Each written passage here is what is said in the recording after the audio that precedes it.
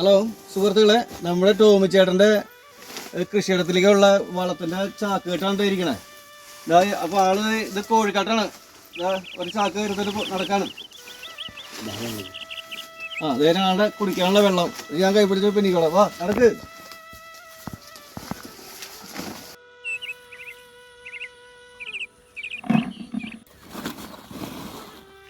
പ്രിയമുള്ളവരെ,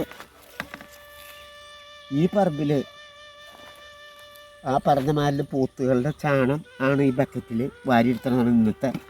ഈ വാരിയെടുത്ത കൂടെ കണ്ടാ ഈ ചാണത്തിൽ കൂടെ ചെയ്യുന്നങ്ങൾ കാണുക, അതെ പഠിക്കുക, ഇതുപോലെ തന്നെ കൃഷി ഇറക്കുക.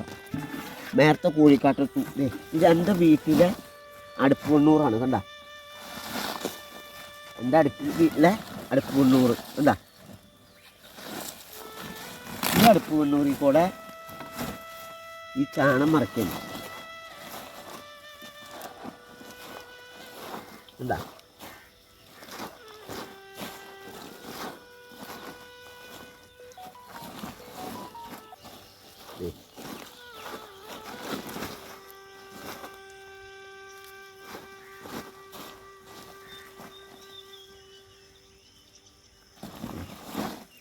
അതെന്തിനാന്ന് വെച്ചാൽ അവിടെ കുത്തിയത് കുമ്പളാണെങ്കിൽ ഇപ്പുറത്ത് കുത്തണത് പയറാണ്. ഈ പയറിന് ചാണകവും കോഴിക്കാട്ടവും അതുപോലെ തന്നെ ചാരം കൂടി മിക്സ് ചെയ്ത് ഇട്ടാൽ പയറിന് ഏറ്റവും ഔഷധ ഗുണമുള്ളതാണ്, ഏറ്റവും വിറ്റാമിൻ ഉള്ളതാണ്. ഏറ്റവും നല്ല ആഹാരം നമ്മൾ ഭക്ഷണം കഴിക്കുന്ന മാലിൽ തന്നെയാണ് പയറും. ആ പയറിനുള്ള ആഹാരമാണ് ഈ കൊടുക്കണേ. പയർ നടുന്നതിന് മുന്നേ അടിവളം ഇടുകയാണ്. അടിവളം ഇടുന്നത് നിങ്ങൾ കാണുക. ഇതുപോലെ നിങ്ങൾ കൃഷി ചെയ്യും. ഇടുന്നത് കാണാം. പറമ്പിലുണ്ടായ ചാണം വാരി ഇട്ടതാണ്. ആ ബക്കറ്റിലേക്ക് ചാണകം, ഈ ചാക്കിലേക്ക് ആ ചാക്കിലേക്ക് ചാണകം ഇടണത് കാണാം. ഇങ്ങനെ ചെയ്തേന്നുള്ളത്. ഇതിൽ പയറാണ് കുത്താൻ പോണേ. അപ്പോൾ പയറിൻ്റെ മുന്നോടിയായിട്ട് അടിവളം ഇടുന്നത് കാണും. അടിവളം ഇട്ട് കുത്തിയാൽ ഇതുണ്ടാവും. ഇതുപോലെ വളരണം. കൈ നിറയെ നമുക്ക് പൊട്ടിക്കാം. വളമിടാതെ കുത്തിക്കഴിഞ്ഞാൽ ഒന്നും ഉണ്ടാവില്ല.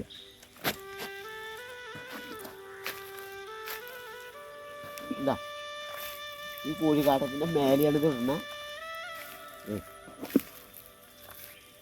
എന്താ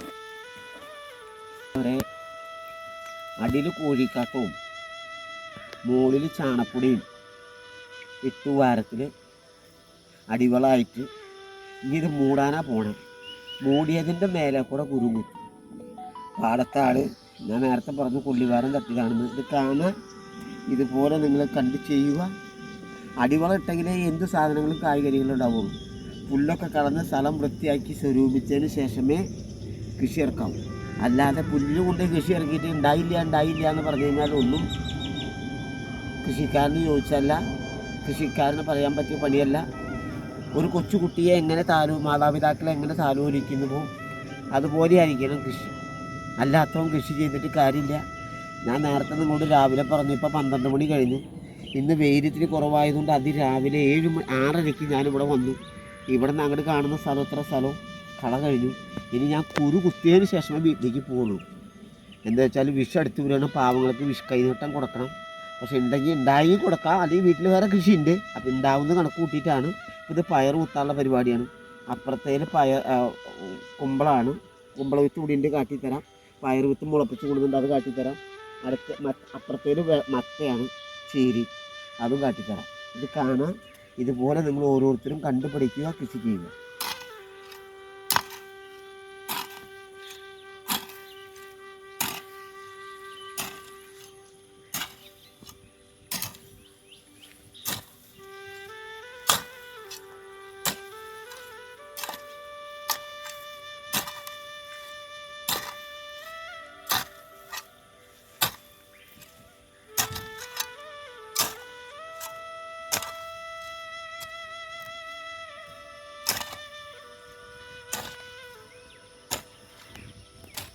നല്ല കത്തി നിൽക്കുന്ന വെയിലില്ലെങ്കിലും ഈ വെയിലിന് ചൂട് ഭയങ്കര പുഴുക്കം.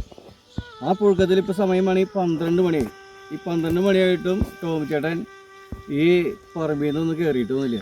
ഞാൻ കാലത്ത് വരുമ്പോൾ കാലത്ത് കഞ്ഞി കഴിച്ചോന്ന് വെച്ചാൽ കഞ്ഞി കഴിച്ചിട്ടുണ്ടായോ? ഇല്ല. കാലത്ത് കഞ്ഞി പോലെ ആൾ കഴിച്ചിട്ടില്ലേ? ആ നേരം വരെ ഇവിടെ തന്നെ